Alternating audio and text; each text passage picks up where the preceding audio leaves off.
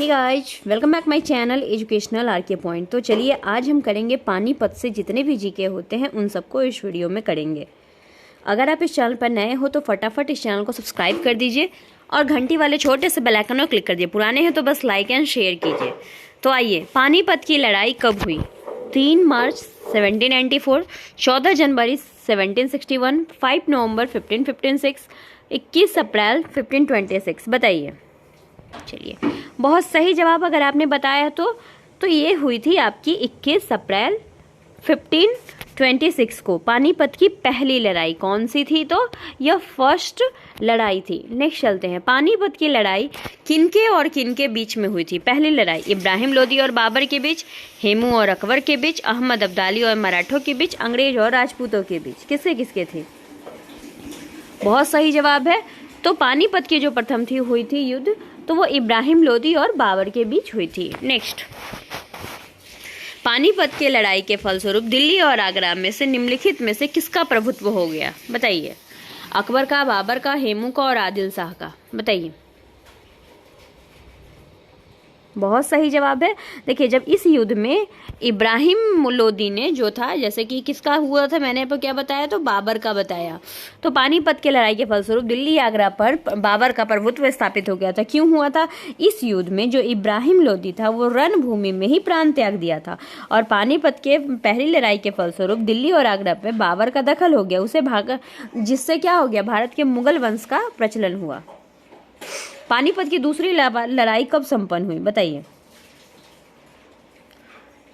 Very good. तो पानीपत की दूसरी लड़ाई 5 नवंबर 1556 को क्या हुई थी? संपन्न, यानी कि खत्म हुई थी। नेक्स्ट, पानीपत की दूसरी लड़ाई किनके किनके बीच हुई थी? बताइए। एक मिनट। पानीपत की दूसरी लड़ाई ये तो हमने कर लिया। हाँ, पानीपत की दूसरी लड़ाई किनके किनके बीच हुई थी? बताइए।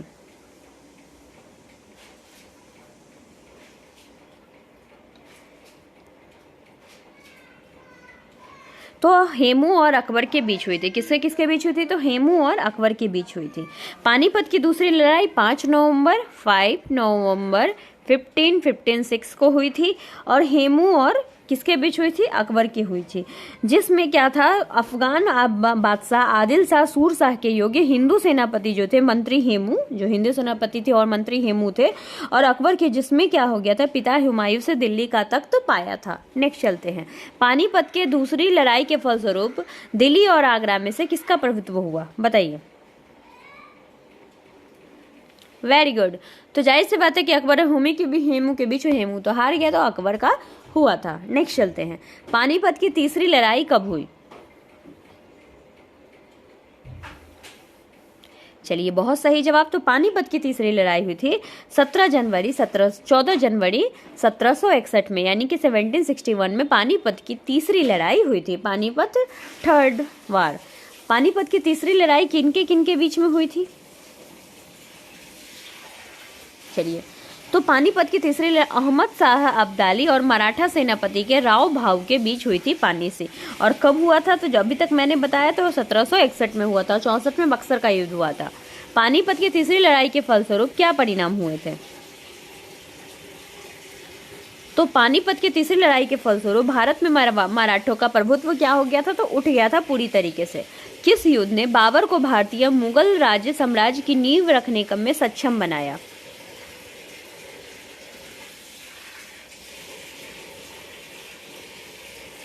तो पानीपत का प्रथम युद्ध में बाबर को भारतीय मुगल, उसी वक्त से तो बाबर का जो मुगल काल स्टार्ट हो गया। तो बाबर का प्रथम युद्ध से पानीपत का जो हुआ था, ना ही खानवा, ना ही आपको वांडीवास, ना ही बक्सर, ये पानीपत का प्रथम युद्ध के वजह से भारतीय मुगल साम्राज्य में शासक में स्थापित हो गया।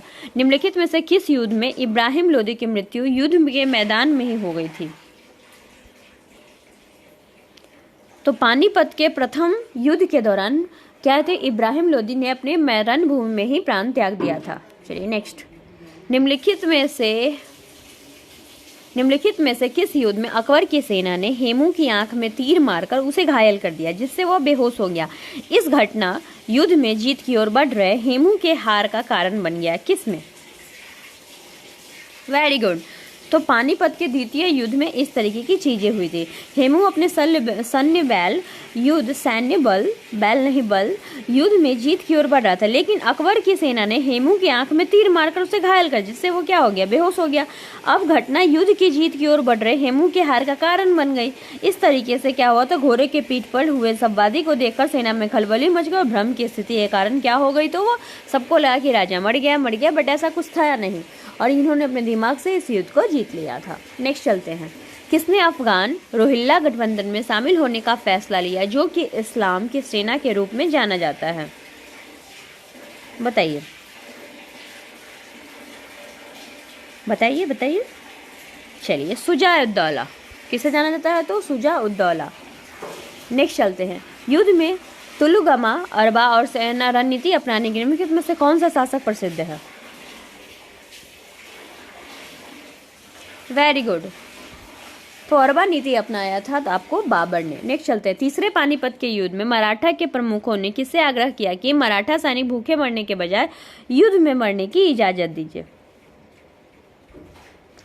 तो भूखे वो लोग मर रहे थे, इतनी अकाल की स्थिति आ गई थी, तो वो सदाशिव राव भाऊ था। कौन था, तो सदाशिव राव भाऊ था।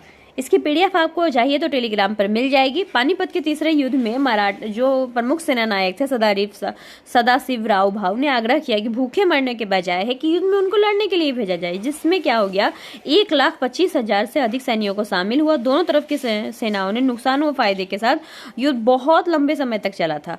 इसी के साथ साथ अहमद शाह दुर्रानी और सेना कई मराठा पक्ष खात्मा करने के बाद विजय हो गई। इसी के साथ हम पानीपत से जितने भी क्वेश्चन आते हैं उसको हमने यहाँ पे डिस्कस कर दिया। अगर आपको पसंद आ रहा हो तो बिल्कुल चैनल को लाइक कीजिए, शेयर कीजिए और सब्सक्राइब कीजिए। Thank you for watching us.